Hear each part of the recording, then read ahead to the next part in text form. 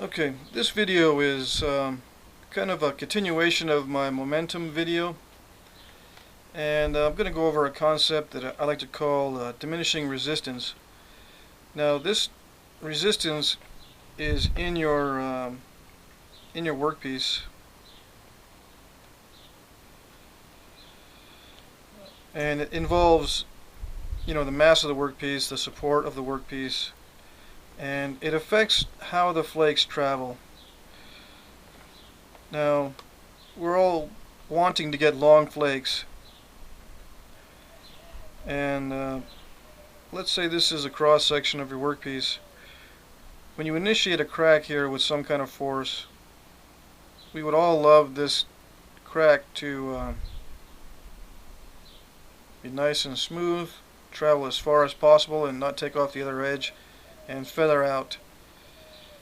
So there's what they call a feather termination. There's nothing, no steps, no issues, no lots of vibrations, just a clean, smooth flake removal. Now we spend hours and hours and hours figuring out how to remove flakes cleanly and smoothly with the minimal amount of disruption here.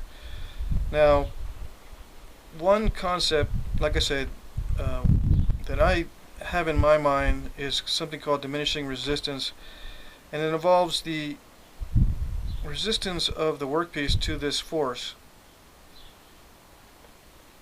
Now, with a mass, in my momentum video, the more mass you have, the more it resists pushing. And this is your workpiece. It's got a mass to it. Now, I compare it to a spring. I made this comparison. It probably wasn't very good. Where you detach a flake, and the flake goes this way, and the mass wants to go that way. I'm not sure if that's exactly a good way to put it, because the whole system is moving this way when you strike it. So this is not really moving that way. It just feels like it is. And I've got a spring here, and I'm going to see if I can illustrate this a little bit better with this here. Now, when you strike, or this is mainly for percussion. Pressure is slightly different, but it does operate on the same principles. It just the movements are more slight.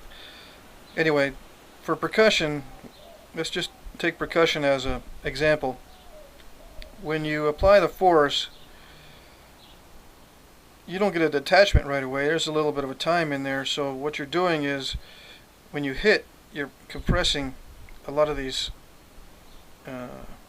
potential forces that are going to act on that flake once it detaches. So when you hit the workpiece, you're compressing that spring.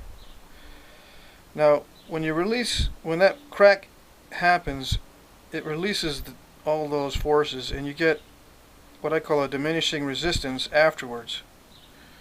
And that's what you want. You want a diminishing resistance. You don't want this backed up against a wall without any kind of play in it, because it produces a lot of shattering effects and some weird things that are not what we really want in flint knapping. It does work when you have a extremely firm support.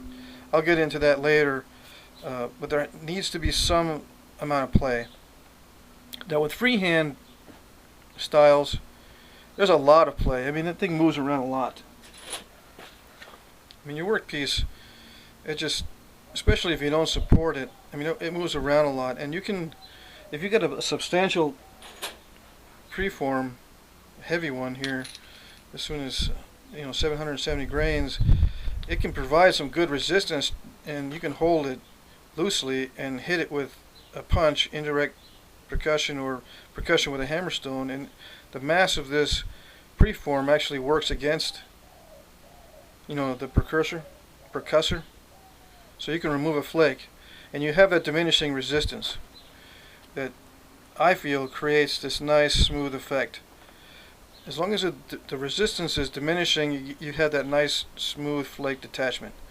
So just to recap again, your mass here acts like this spring. Okay, you're hitting the mass, you don't detach the flake right away, You get all these forces built up and ready to release, and once that flake detaches, it releases that spring effect, and it diminishes the resistance. So this resistance is not as much as this. So you want that resistance to diminish, and it should be gradual. So one other thing I should put here is gradual diminishing resistance in the workpiece. Now your tool is a different story. I'll discuss that in a different video. I'm just mainly concerned about the workpiece and how it reacts to these forces. Okay, and in freehand techniques, it's important to know. I mean, it's important to visualize it, to know what's going on, and to plan for it, so that you do have a gradual diminishing resistance to the force. That way your flake can come off.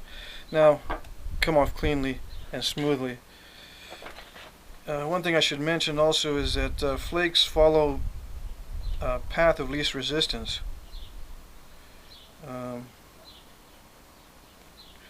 That's also important.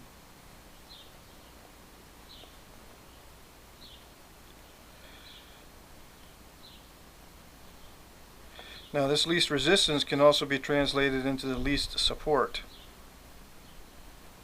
Flakes travel in the direction that's not supported, or doesn't have a resistance to its travel. Now I don't know exactly how this works. This is why I've been delaying posting this video, but I'm going to give it a shot here. Okay, we all know about this percussion stuff. Now if you got a support, which is, you know, a firm support. Okay, let's just, either it's a grip or some sort of holder or something that's adding a lot of mass to it. And we wonder what, you know, when we strike, you know, we want to get flakes like that, and we wonder why they wrap up and then go the other way when you have support sometimes.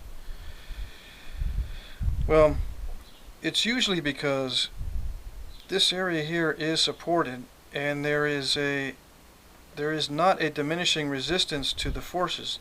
It actually, there's a lot of times an increasing resistance to this force.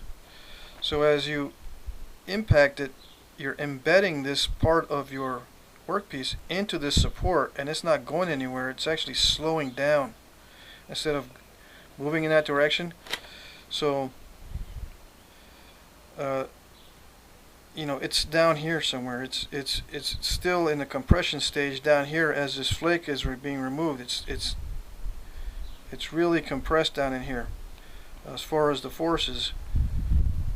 So your flake travel is going to want to go where there is diminishing resistance. There's diminishing resistance in this portion here, because as this flake, or as this fracture path goes up here, this wants to move off. This wants to, you know, detach.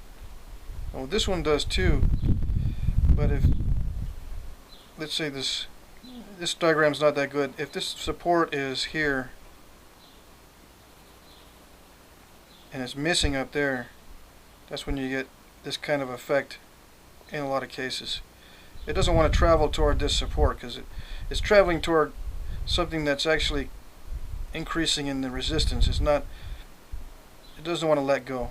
So that's without getting into it too much further, and without saying something that might be really incorrect, if I haven't already, I'll just leave it at that. Your flakes will follow the path of least resistance or least support, and you, in your workpiece, you don't want it to increase in the resistance as far as your support. You want it to back off a little bit, and everything kind of, all of the forces diminishing gradually to produce a nice smooth flake. So that's the gist of this video. and hopefully that helps.